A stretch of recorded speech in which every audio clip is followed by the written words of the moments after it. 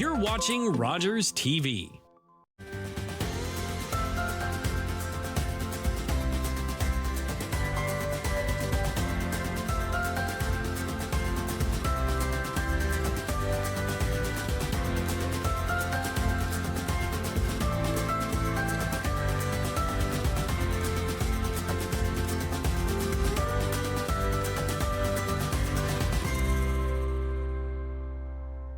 Hello, everyone, and welcome to Money Matters with Shannon Jackson, the personal finance show focused on moving you forward financially.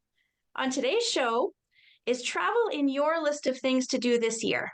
If so, you're not the only one planning to get away. According to recent surveys, Canadians are planning to travel more than ever before in 2024. So if you're planning to take off, you want to stay tuned because our guest today has advice on how you can get away from it all, explore new destinations, have great experiences, and more importantly, save when it comes to travel. He's a travel and personal finance expert, public speaker, blogger, and contributor to many media sources, including the Globe and Mail, Money Sense, and the Toronto Star. His website, moneywehav.com, was started in 2014 and is a go-to source when it comes to personal finance management and travel advice. Barry Choi, thank you for being here today. Thanks for having me. Before we get into our discussion about travel, can you share a little bit about your background and how you sort of became an expert in personal finance and particularly in travel? You know what? 10 years ago, when my blog started, I was actually a TV director in Toronto. I had a lot of downtime just as the nature of the business because there was a bunch of layoffs. I started a blog on personal finance just because it was an interest of mine. 10 years ago, blogs were very popular. There weren't as many corporate entities out there, so it's really good to get your personal message out there. And to distinguish myself from other people, I wrote about travel just because at the time, again, this was 10 years ago, and even before then, I liked to travel. I was always looking for ways to save on travel. So, just through a lot of research and traveling itself, I picked up all these quirks, I wrote about them, and now it's kind of become a passion. That said, over the last decade, my definition of budget travel and saving on travel has changed quite a bit now that I'm older and I have a child. So it's a fun topic to talk about. Well, and that's actually going to be very helpful, especially with people who have maybe young families as we go through our discussion. So we're going to talk about how travel for Canadians is becoming more of a priority, it seems, this year. There's been a number of surveys that have come out that say that Canadians are really ready to get out of the country or even just travel within the country this year. There was a survey that was done by Research Now for British Airways, and it said that 20% of travelers are planning to do more traveling this year in 2024. And 58% of them are saying that the recent pandemic is one of the key reasons why they're going to be traveling. There's also been some other reasons as to the priorities as to why people are traveling in 2024. Exploration and adventure was one of the reasons for about 24% of people. About 33% are planning on exploring new destinations or maybe ticking off those bucket lists destinations that they've been wanting to go to for a long time. 29% want to immerse themselves in new cultures, and 18% are just looking to try new experiences for the first time. And about 64% plan to go off the beaten track and maybe visit places where are not as touristy as other traditional destinations as well. There's also in that same poll, the regions that Canadians plan to visit this year in 2024, 42% are planning to travel to Europe, 28% are planning to do either North or South America, and 13% are planning to travel to Africa. There is also another survey that sort of confirmed all of this information that, again, about 40% of Canadians are likely to travel just this winter, and about 62% are planning to travel outside of Canada, and 47% are planning on traveling within the country. So all of that said, Barry, are you surprised to hear that travel has become more of a priority for 2024? It really depends on how you look at it. As you mentioned, there's a lot of interesting data that you talked about there. So I really think it's interesting in the sense that more people are traveling just because When you look at 2023, we're already at record numbers. And what I mean by that is the data that I was seeing surpassed 2019 in the sense that there are already more people traveling. So you're looking at new data for 2024, and even more people are looking to travel, up to 50% of the population, which is a huge amount. And at the same time, when you look at consumer spending data, a lot of people have said they're looking to cut back. There's a lot of people worried about a potential recession. But at the same time, this same data says they're willing to spend on things that matter to them. And almost every single survey says that travel is very important to them. So who knows if this is part of the outcome of the pandemic? People have started to realize that life is short.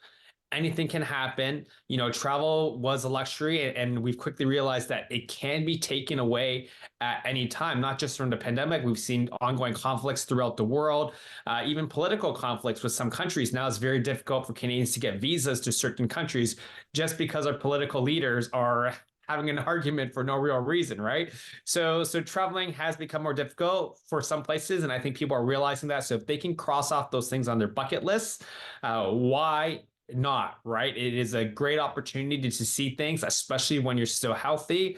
So take advantage when you can. The other thing I will say about that data is very interesting to see where people are traveling to. So yeah, it's very common for a lot of Canadians to travel within North America and to Europe.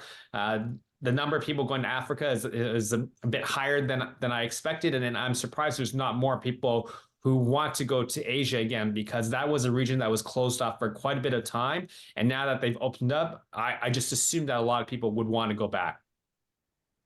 It's sort of interesting when I saw these statistics. In one way, like you say, I wasn't surprised by the sort of priority that travel has for a lot of people, but I'm a little bit surprised, as you say, with our economic situation right now in Canada, where talks of recession and inflation and the things that we're dealing with sort of on a cash flow basis on a monthly basis that we're sort of dealing with. So I was surprised and not surprised when I saw these statistics.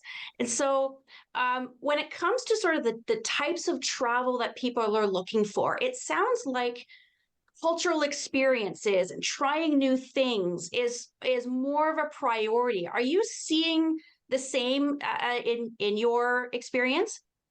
Yeah, it's definitely been going that direction, honestly, for the last decade. You think back a decade ago, people would ride elephants, and we've quickly all realized that that is a cultural no-no. People just don't do that anymore. You would never do that. Instead, you would visit an elephant sanctuary where they're rehabbing elephants, and you can be part of that to learn about the local ecological standpoints of things. So just in general, yeah, the way travel is trending is great, because now people are looking for not just those big attractions, even though that's part of the cultural exchange. Sometimes they want to get to know the real people.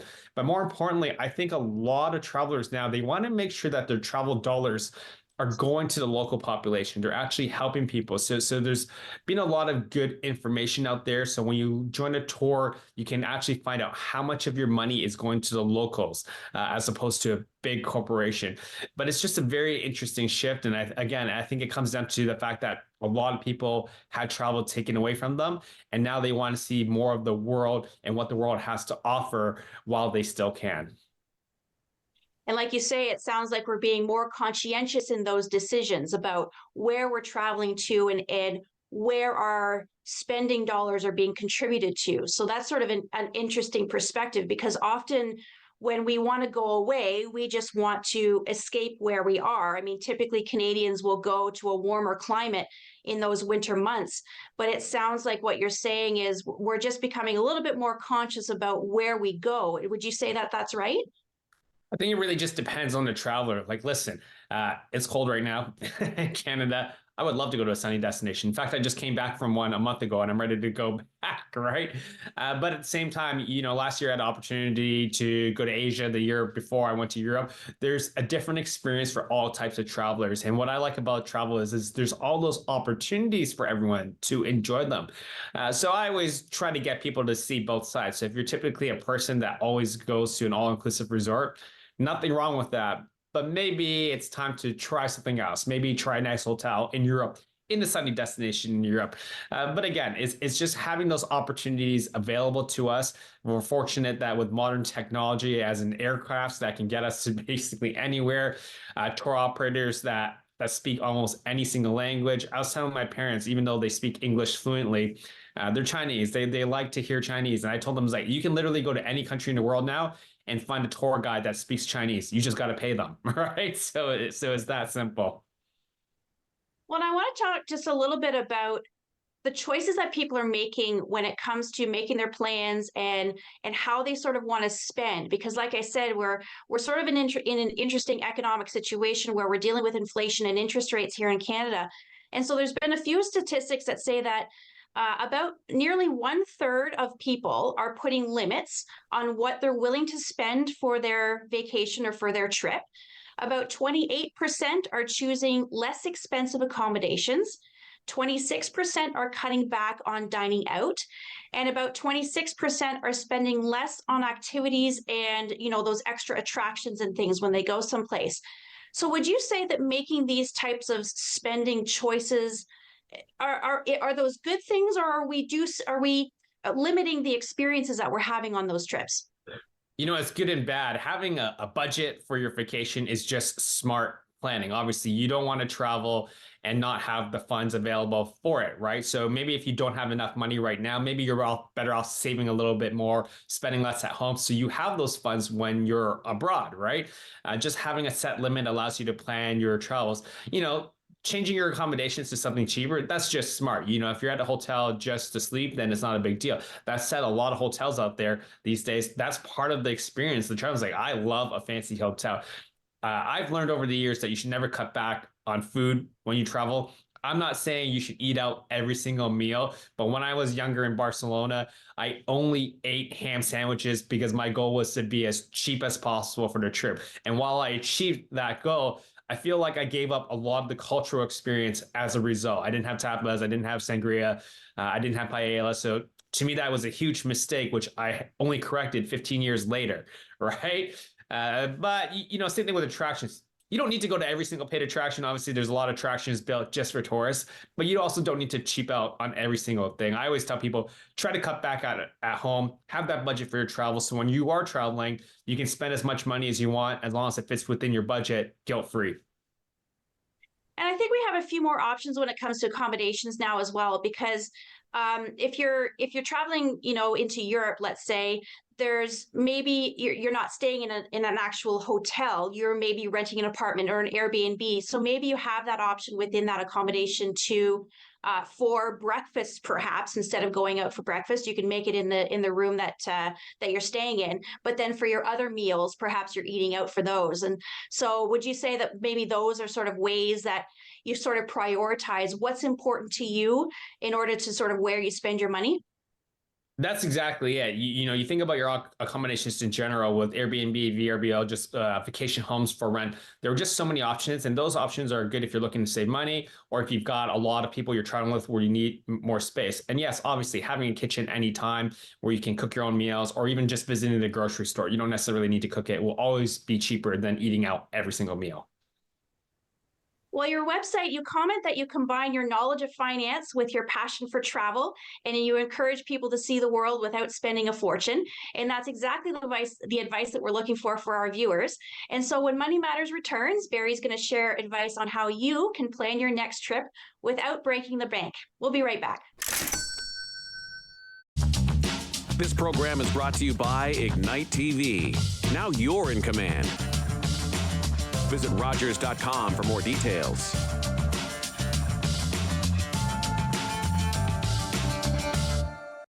Was that 4 or 5? He's lost count and still thinks he can drive.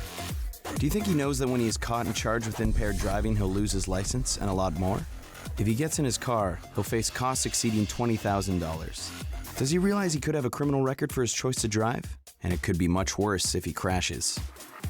I wonder what he'll be thinking tomorrow. Have a Holden 1 at 15. Visit ArriveAlive.org to find out more. Arrive Alive. Drive sober. The trade deadline has passed, and the teams are now final. Brace yourself as the Wolves take on the Colts in an epic showdown. Don't miss Wolves versus Colts, Thursday on Rogers TV. Welcome back to Money Matters with Shannon Jackson. My guest today is Barry Choi, travel and personal finance expert, public speaker, blogger, and contributor to many media sources, including the Globe and Mail and Money Sense. His website, moneywehave.com, is a go-to source when it comes to personal finance management and travel advice. And that's what we're going to get today. We're going to get some travel advice. And so, as we talked about in the first segment, there's been several surveys that show that Canadians are planning trips in 2024. I am one of those with my family.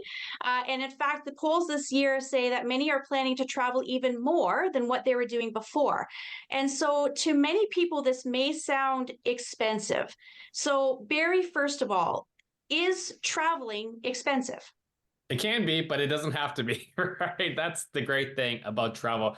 I think travel, if you want to keep your costs down, it's really just about planning. In the first segment, we talked about having that budget in general, but there's a few tips that I tell people you got to think about right away. The number one would be being flexible with your travel. So whether that be your destination or the time of year, that makes a huge difference. So obviously a lot of people are looking to travel to Europe in the summer. That's when it's going to be the most expensive, right?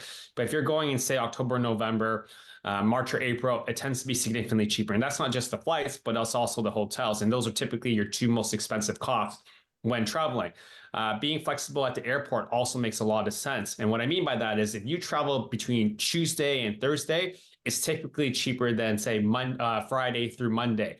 Or if you're catching an evening flight instead of the morning flight to, say, US or domestic flights, there can be a significant difference in price also, especially if you're traveling as a family of four. And sometimes I tell people, if you catch the night flight, the amount of money you save will offset the cost of the whole extra hotel night you have to book or at the airport or at your destination because you're landing late. That to me is a good value because then you're already at your destination. When you wake up, you're ready to go. Because the last thing you want to do is, catch that morning flight and then spend a whole day seeing all the sites. It can be very tiring. So those are just some general tips. And of course, there's always loyalty points. We'll probably talk about more about this, but loyalty points is one of the best ways to save money on travel these days. When it comes to those planning stages, would you start with sort of the destination first, or the time, sort of when you want to go, or the budget? What sort of should be the priority when you start making those plans? Generally, I would say the budget and the destinations are tied together. So there's two ways of looking at it. You could set your budget first, right? So for argument's sakes, if you're setting aside $500 a month for travel, that's $6,000 a year you have on travel. So you can go wherever you want for that amount as long as it fits within your budget. And once you start doing your research for each individual destination, you'll kind of know how far your dollars will go. I was just having a conversation with a friend this morning. He's thinking about going to Los Angeles, but he's also thinking about going to Asia or Europe next year. So I'm just like, think about the math, right? What is your bigger priority and how much is it going to cost you, and plan accordingly. So generally, I always tell people to have a few different destinations in mind so that you can constantly see what's going on, see if prices are good. And at the same time, like we were talking about, as far as the time of year concerned, sometimes the pricing will just kind of work in your favor and it'll just drop. And if you've got a few different destinations in mind, you can quickly, change your mind or pivot is the better way of putting it, because then you could potentially take opportunity of a sale. Now, and you just mentioned that about sort of being flexible about those types of things. Is it worthwhile to look for sort of maybe those last minute deals? If we've already made the decision that we're going to be going someplace, should we maybe be looking for last minute deals? One funny thing about last minute deals is they don't exist anymore. For most airlines, they've quickly realized that people who are looking for last minute usually need to be somewhere, or they really want to go somewhere. So instead of offering a discount to try to fill those seats, they're actually charging a premium because they know you want on those seats. One good example is one time I had to go to Ottawa from Toronto just for a meeting, and it was 2 weeks away. And again, they're like, well, clearly this guy has to go to this meeting at this time. So, you know what? How else is he going to get there? We'll just charge him more. And there's nothing wrong with that. They've just realized that that's a better value for themselves. That said, if you're using your points to book last minute flights, quite often you can get a good deal because as far as award seats are concerned, a lot of airlines will release them a week before. Occasionally, you might see a last minute all-inclusive deal. But, you know, I talked about this earlier. The earlier you can plan, the better, because there are always sales. For example, Air Canada Vacations typically has a sale about 3 or 4 times a year where you can get up to 40% off select vacation packages. I would rather focus on those deals as opposed to hoping something comes up at the last minute. And so, obviously, you've traveled quite a bit. You have lots of experience in this area. Should we be thinking about what our destination should be in relation to how far our dollar will go, especially with our Canadian dollar? Do you have any suggestions of perhaps places or destinations where our dollar might be going a little bit further?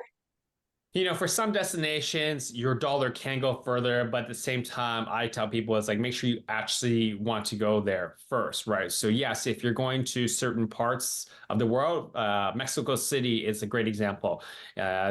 The Canadian dollar does quite well there. The cost of living is lower. Restaurants are cheaper. But at the same time, you know, there might be a language barrier. There's not as much English. So if you speak perfect Spanish, then it's probably not a big deal, right? But there will always be additional costs to be concerned about.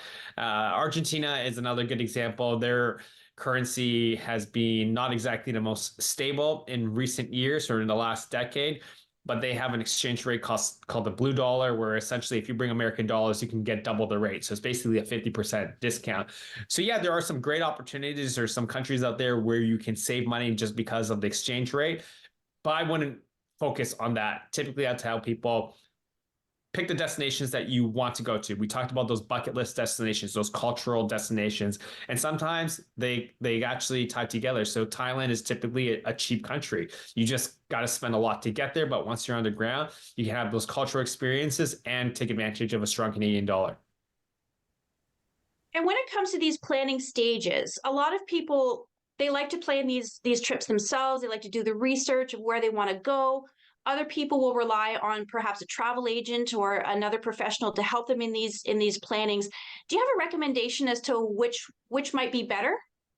Depends on the type of person you are and where you're going to. So yeah, obviously anyone can plan a vacation on their own at any second and book everything on their own. But a travel agent might have firsthand experience. They might have been to certain resorts. They may specialize in a certain destination. There are travel agents out there who focus just on all-inclusive resorts for certain countries. There's also a huge business where travel agents focus just on planning a Disney World vacation because there's actually a lot of planning involved. Sometimes people think that, oh, all I got to do is book a flight and hotel. What do I need this additional help for? No, there's a lot of logistics behind it. You know, using Disney as an example, you know, are you going to figure out how you rent a stroller, how you rent a car, what restaurants are the best, what rides are the best? So yeah, again, if you have tons of time to spare and you like doing the research, do it on your own. But I think the experience of travel agents can be very valuable still. And are there any sort of websites or resources that people can go to? There's a lot of sites that will bundle together the hotel and flight and car rental and things like that. Do you have any recommendations in respect to those? Well, generally speaking, I always tell people to go to first-party sites. And what I mean by that is Air Canada Vacations, WestJet Vacations, even hotel sites directly, even though they're not necessarily bundles all the time. The reason you want to do that is because if there's any issues with your reservation, you are kind of in a direct contact with the properties or the airlines because you booked directly with them. And there's nothing wrong with third-party vacation package operators, but if anything happens to your flight or hotel, technically speaking, you've bought a ticket or a room from the third party. So you need to go through them, even though you might already be at the hotel. So there can always be separate issues. But a few general websites I tell people, like I said, those Air Canada Vacations is a good one. Google Flights is a great website to just kind of quickly see the cost of flights in general. But a lot of those aggregators where they show you all the hotels are also worth looking into just as a quick reference. But quite often, I personally will still go to the direct source, even if it costs me a little bit more. That's interesting. And I didn't think of the consequences of, if something were to happen where you needed to get in contact with the hotel, as opposed to the person that the third party that you booked it through. So that's interesting. Is that a common mistake maybe that people make when they're booking these vacations? I don't know if mistake is the right word, but I will say this. When you're booking directly with someone and there's a complication, like you said it, the odds of it getting resolved are much quicker.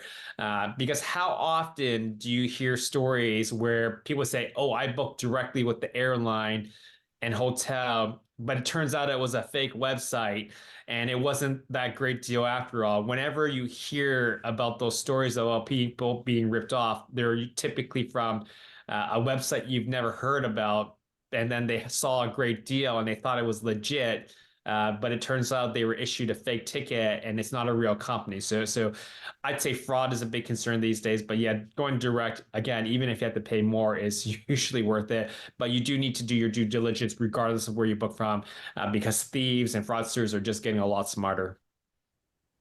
That's really good advice, and I appreciate that. You had mentioned a little bit about loyalty rewards and rewards cards and things like that. And you mentioned on your website something called travel hacking. And so can you tell us a little bit about what that is and how that works? Travel hacking is just simply signing up for a bunch of credit cards, earning those welcome bonuses as quickly as possible, and then using those points to offset your travel. Now, let's be clear. You shouldn't be signing up for a bunch of credit cards just for the sake of it. If you're paying your bills in full every single month, there's no problem with taking advantage of some of these offers. But if you're carrying a balance, those interest charges are never worth it. So don't do it. But one good example of what I mean is, there's a few credit cards out there that offer you 50 to 75,000 Aeroplan points, right? If you sign up for 2 cards over the course of the year, that's like 100,000 to 150,000 points. That's enough for like almost 2 flights to Europe back and forth, right? So if you're already going to do the spending anyways, you're getting those bonus points, it can be quite worth it. But of course, these loyalty programs and credit card companies have caught onto this game. The bonuses aren't as lucrative. They may require you to spend significantly more money these days. So it is a game. If you see a good offer, you should take advantage of it right away and not hope for something better down the road. Just before we end the show, we only have a short little bit of time left, but can you talk a little bit about travel insurance and how important that is? Travel insurance is the most important thing. I always tell people, if you can't afford travel insurance, you can't afford to travel. Quite to put it forth, right. When you travel outside of Canada, the cost of medical care can be very expensive in a lot of countries. We're a bit spoiled in Canada with our healthcare. So having travel insurance is great in case you come across a medical emergency. But more importantly, extended travel insurance like trip cancellation, lost luggage, flight delays can also be very important in case anything happens. And it's relatively inexpensive to get travel insurance. A lot of credit cards come with it by default. So I always tell people, get travel insurance whenever you leave your province or territory.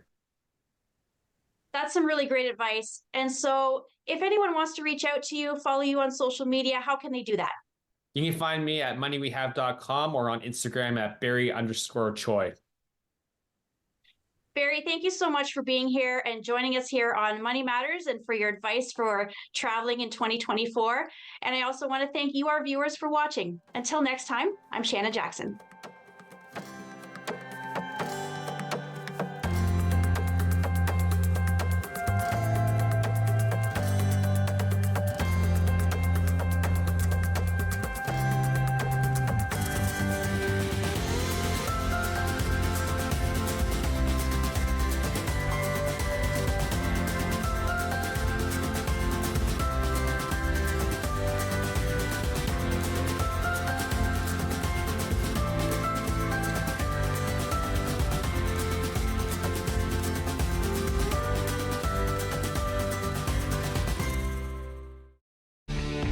Connect with us by visiting our website or email us at comments@rogerstv.com.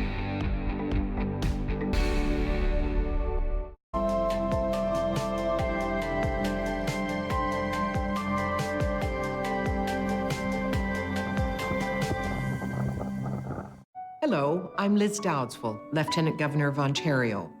In 2008, carbon monoxide, a deadly invisible gas, killed an entire family in our province. That tragedy led to a new law